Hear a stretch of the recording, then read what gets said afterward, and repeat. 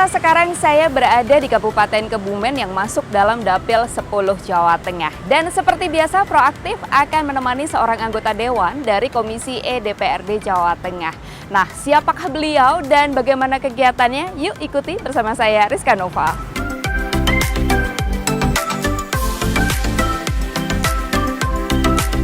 Proaktif kali ini bersama Wakil Rakyat Provinsi Jawa Tengah dari Komisi E, Haji Jafar Sodik M.Hum. Aktivitas Wakil Rakyat dari fraksi Partai Persatuan Pembangunan kali ini merupakan kegiatan rutin untuk mengunjungi daerah pemilihannya. Saat ini pemirsa, kami ajak ke Kabupaten Kebumen, tepatnya di Desa Nampudadi, Kecamatan Petanahan untuk mengikuti kegiatan reses. Puluhan warga yang hadir adalah konstituen Jafar Sodik yang mendukungnya dalam kontestasi pemilihan legislatif tahun 2024 lalu. Selain menyapa para konstituen, ia juga menyerap berbagai aspirasi yang diusulkan mereka. Jafar juga menampung berbagai keluhan warga. Muribat meniku KIP niku kinten-kinten kepripun nggih. SD SMP kan kemarin udah ada yang dapat, tapi beberapa tahun ini kan nggak ada yang keluar, kadang kayak gitu. Kartu Indonesia Pintar ya? Iya. Kemarin udah dapet. Iya. Gak aktif. Tadinya aktif. Tadinya aktif, tapi beberapa tahun pas ada 3 tahunan. Kelas pinten, putranya jenengan kelas pinten guys. Belum kelas tunggal SMP. Oh. Nggih, saniki. Oh nembes, maksudnya baru masuk SMP, tapi Iya. selama SD dapat. Dapat. Berarti SMP ini udah dapat. Keluar. Nggih. Ini sekolah aku ini. Aku tak cek ya. Di SD pun pindah. Nampudadi. SD Nampudadi pinten, ini tunggal tok. Oh, SDN Nampudadi. Coba ya tak cek ya. Tapi kok aneh bener. Nggih. Tapi saat ini pun kelas tunggal SMP. Oh, gitu.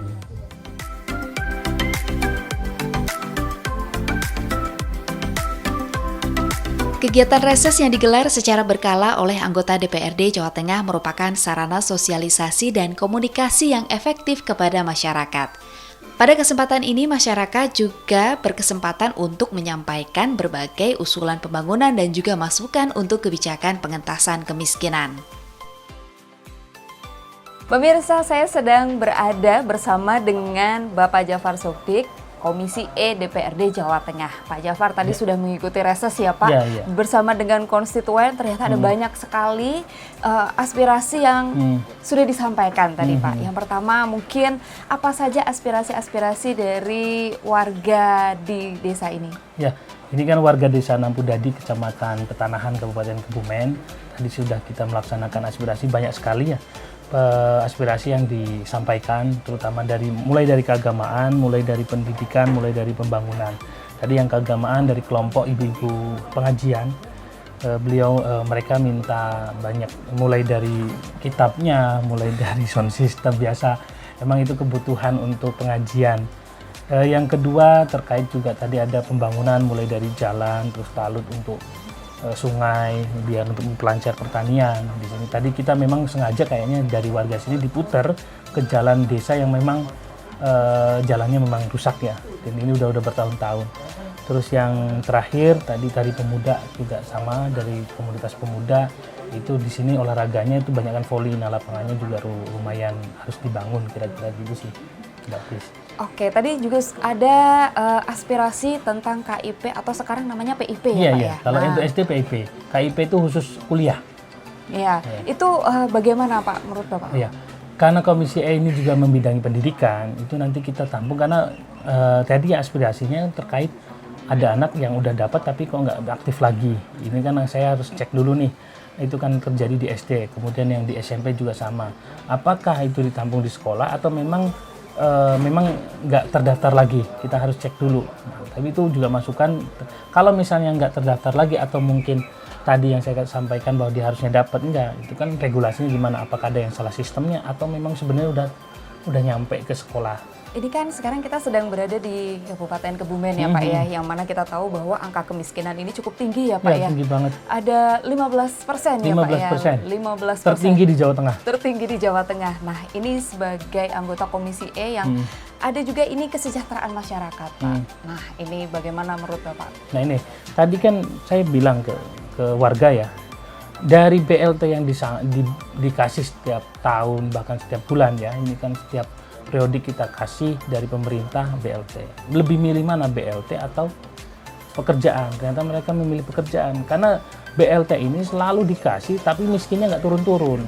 Karena orang yang udah dikasih BLT pun nggak, tadi kan lihat sendiri bahwa warga sendiri mengakui bahwa banyak yang nggak tepat sasaran. Yang kedua, orang yang udah dikasih BLT itu nggak mau, kalau udah sejahtera nggak mau, statusnya miskinnya itu karena dia biasa dapat bantuan nggak mau, kalau statusnya dirubah dari warga miskin atau keluarga miskin, dia nggak dapat bantuan lagi dong. Jadi justru penyaluran BLT karena kurang tepat sasaran dan kurang mungkin ya, kurang terkait regulasinya juga atau kebijakannya kurang tepat, sehingga kemiskinan itu tetap justru malah nambah karena warga yang tadinya yang dapat, yang lain ngiri. Nah ini kan berarti ada yang salah nih. Kalau tadi warga saya suruh milih apakah dapat BLT atau pekerjaan, mereka lebih banyak milih pekerjaan. Kalau gitu harusnya dari pemerintah nanti anggaran yang ada untuk BLT itu harusnya sebagian besar dialihkan untuk membangun lapangan pekerjaan dong. Karena itu yang lebih dibutuhkan. Dan itu justru akan mengurangi kemiskinan lebih cepat gitu. Kalau disumbang terus ya sampai kapan? Oke, menarik sekali ya Pak ya, di reses kali ini banyak sekali aspirasi dan tadi juga sudah dijawab semuanya dan wah kita tunggu nanti Pak kira-kira tindak lanjutnya seperti apa. Sekarang kita mau kemana Pak?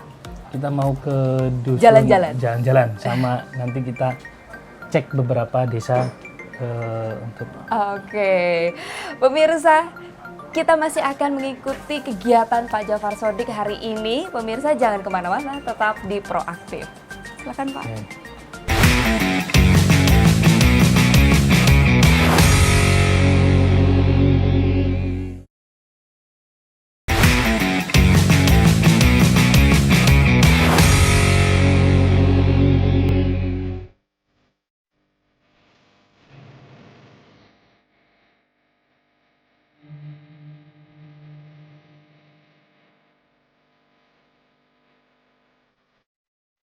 Masih di Kabupaten Kebumen, pemirsa kami ajak ke Pondok Pesantren Darul Anwar di Desa Wotbuwono, Kecamatan Klirong.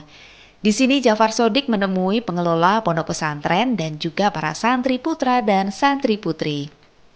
Pada kesempatan ini, Jafar menyampaikan perlunya para santri untuk memperkuat kapasitas dan daya saing mereka ke depan.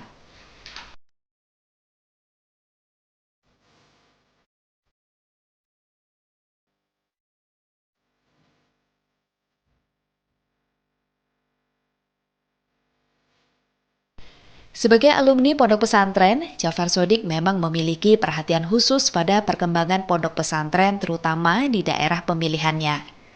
Pada tahun 2024 lalu, Jafar Sodik terpilih sebagai anggota Dewan Perwakilan Rakyat Provinsi Jawa Tengah dari Dapil 10 yang terdiri dari Kabupaten Purbalingga, Kabupaten Banjarnegara, dan Kabupaten Kebumen. Kegiatan kunjungan ke Pondok Pesantren Darul Anwar tak hanya bersifat satu arah. Para santri putra dan santri putri mendapatkan kesempatan berinteraksi secara langsung dengan wakil rakyat dari Komisi E ini.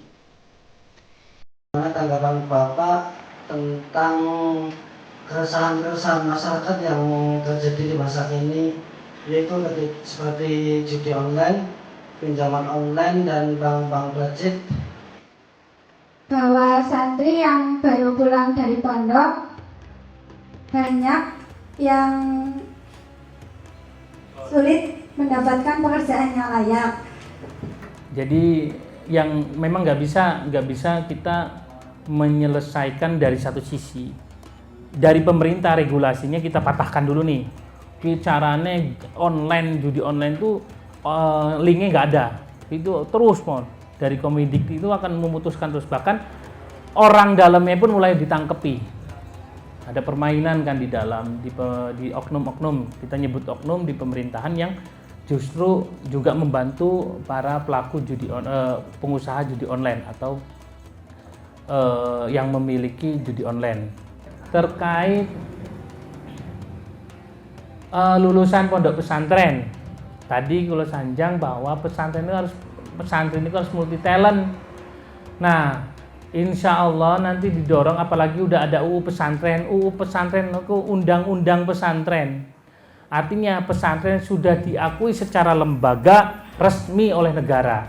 Apa fungsinya undang-undang pesantren? Undang-undang pesantren itu bahwa negara mengakui adanya lembaga pesantren dan negara berkewajiban untuk membantu menganggarkan dan mengembangkan pesantren.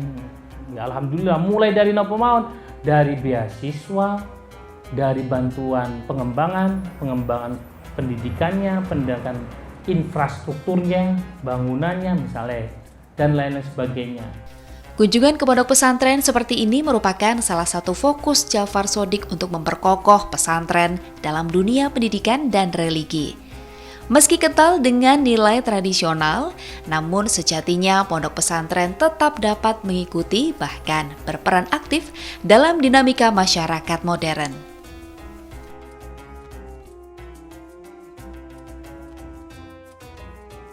Kira-kira Bapak aspirasinya apa, harapan-harapannya apa dari pondok pesantren, khususnya Darul Anwar sendiri ya Pak ya, kepada Bapak Jafar Shodiq selaku anggota Komisi E DPRD Jawa Tengah. Silahkan.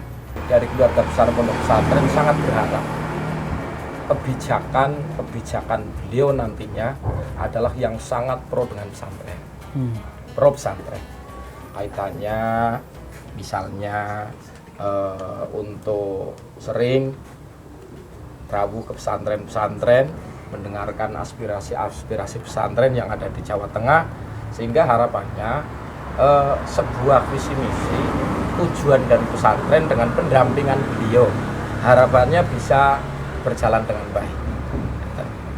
Pak Jafar, kira-kira pondok pesantren ini kan memang sangat banyak sekali di Indonesia, khususnya di Jawa Tengah ya Pak ya. Nah ini kira-kira Pak, arti pesantren sendiri ini untuk pemerintahan seperti apa Pak? Ya. Pertama, pesantren Jawa Tengah kan lebih dari 4.000 yang terdaftar. Banyak yang belum terdaftar ini Gus. Yang pertama, yang kedua, sejarah pesantren pendidikan yang masih eksis sampai sekarang. Sebelum Indonesia merdeka itu kan pesantren. Jadi pesantren udah ada bahkan abad ke 14-15. Artinya sangat tua sekali. Bahkan di pesantren di Kebumen sendiri ada yang tertua hampir 600 tahun ya, Somalangun Al-Kahfi itu. Artinya wujud pendidikan kita, ruhnya itu kan agama, karena kita memang pesantren adalah lembaga pendidikan tertua di Indonesia. Nah, karena konstitusi kita ini salah satu adalah pilarnya itu agama. Nah, wujud dari pilar konstitusi itu kan turunannya kan mulai dari Kementerian Agama, kemudian turun ke lembaga-lembaga agama, itu dilindungi negara. Nah, karena dilindungi negara, maka untuk pengembangannya pun negara harus ikut aktif, gitu kan. Karena pesantren adalah yang membina mentalitas para masyarakat, terutama khususipun umat Islam sebagai mayoritas umat Islam mayoritas di dunia paling gede kan di Indonesia.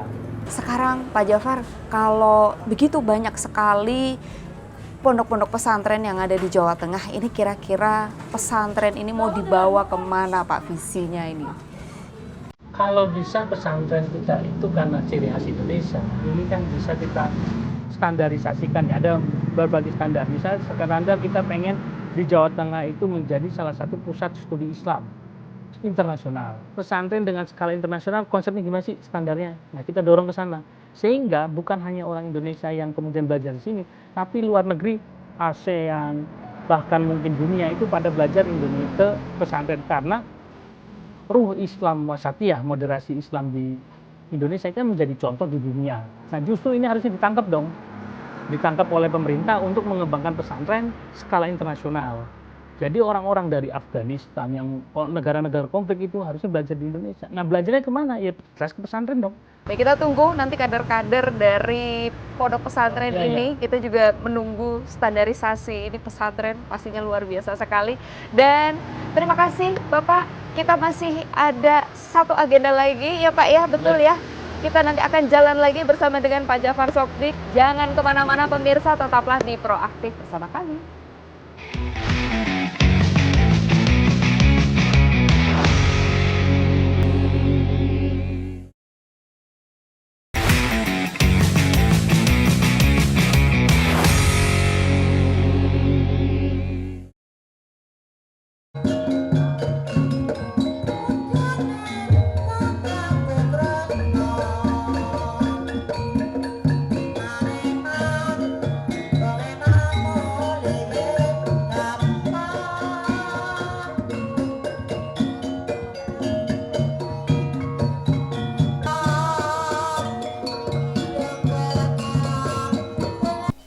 Ratusan warga desa Sitirejo, Kecamatan Klirong, Kabupaten Kebumen menyambut kedatangan Jafar Sodik, anggota Komisi E DPRD Provinsi Jawa Tengah ke desa mereka.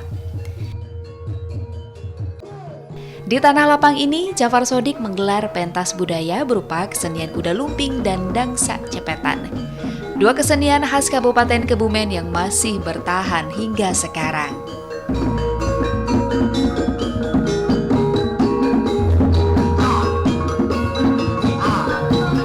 Pagelaran seni budaya ini merupakan salah satu bentuk perhatian wakil rakyat terhadap perkembangan seni tradisi. Tak hanya bersifat menghibur, gelaran budaya yang mengundang keramaian ini juga menggerakkan perekonomian warga. Mereka dapat memanfaatkan keramaian untuk mengais rezeki dengan berjualan di sekitar tempat pagelaran.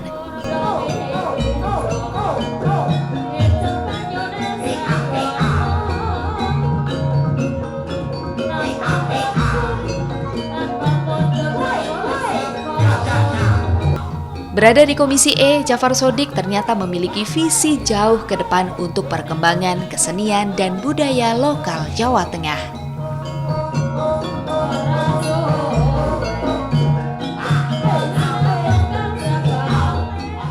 Pak Jafar, ini kita sedang ada di desa Sitirejo ya, di sini ramai sekali ya. Tadi kita menyaksikan kuda lumping dan juga seni dangsa cepetan. Ya. Wah, ini ramai sekali, masyarakat banyak yang datang, ini juga banyak sekali pedagang yang datang. Ini pastinya multiple efek ya Pak ya. Wah, kira-kira menurut Bapak gimana nih Pak dengan acara seperti ini? Ya alhamdulillah kita bisa mengadain acara menghadirkan cepetan sama kuda lumping khas dari Kebumen.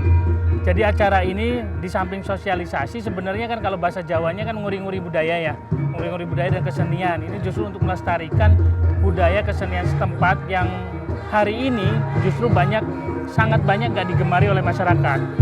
Kalau kita lihat permainan anak-anak Mbak, mungkin kecil itu udah hampir anak-anak zaman sekarang itu nggak main permainan tradisional. Ini jangan sampai terjadi di seni dan budaya kita yang ada, terutama kesenian lokal atau kesenian daerah. Karena kesenian daerah itu adalah ruh dari kesenian nasional. Itu yang pertama, itu penting.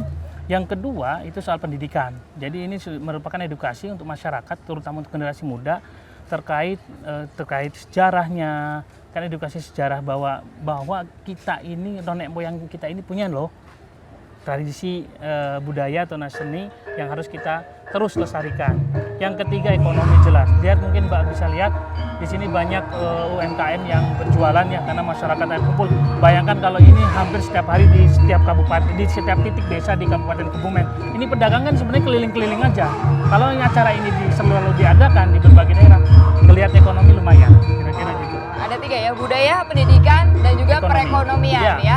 Apalagi banyak sekali mungkin tradisi-tradisi yang sudah hampir hilang ya Pak ya. Ini caranya mengenalkan kepada generasi muda ya Pak ya. Iya. Nah ini bukan contoh dari Pemprov Jawa Tengah. Kalau ini diinisiasi dari kemudian pemerintah, kemudian turun, misalnya nih, contoh di Kebumen itu ada 446 desa. Satu desa 2 kali aja setahun, udah 800 pertunjukan dalam 1 tahun. Belum dinas, belum sekolah, belum komunitas masyarakat setempat, organisasi. Kalau ini terus diuri-uri, kira-kira ada ribuan penampilan setiap tahun hanya untuk di Kebumen. Geliatnya luar biasa, itu bisa dijadwalkan. Mungkin dari Pemkab, karena Pemkab yang menguasai wilayah sini bisa dijadwalkan nih. Dalam waktu seminggu ini di desa mana. Bayangkan itu terjadi kelestarian budaya, edukasi pendidikan, sama ekonomi. Berarti ini sebagai salah satu tindak lanjutnya nanti ke depannya Ya. kayak gitu ya Pak ya, pemerintah ya Pak? Ya, kayaknya Komisi E membidangi salah mitranya adalah Dinas Kebudayaan, kita harus dorong. Karena bukan hanya Dinas Kebudayaan, ini kan nanti antar dinas nih. Kalau kebudayaan misalnya hanya khusus untuk mendorong adanya pelaku seni, tapi dalam konteks misalnya ekonominya, dalam penyelenggaranya, ini kan harus dengan dinas-dinas terkait. Belum lagi kepolisian, Polsek, belum TNI, lembaga-lembaga negara yang ada dalam sampai ke tingkat kecamatan kalau dianggarkan, itu dari negara aja udah hadir. Belum nanti masyarakat sendiri, acara nikahan, acara sunatan, itu dari situ aja udah kelihatan. 3 bidang ini masuk, kira-kira begitu Mbak. Oke, terima kasih Pak Jafar. Oke, Mas Rizka. Sudah bersama kami sehari ini menyaksikan banyak sekali kegiatan Makasih yang juga luar untuk tim iNews biasa di Kabupaten Kebumen. Ya. Dan pemirsa, itu tadi kita sudah jalan-jalan bersama dengan Pak Jafar Sodik. Saatnya kami undur diri. Terima kasih atas kebersamaannya. Saya Rizka Nova dan seluruh kerabat kerja yang bertugas undur diri. Sampai jumpa dalam Proaktif berikutnya.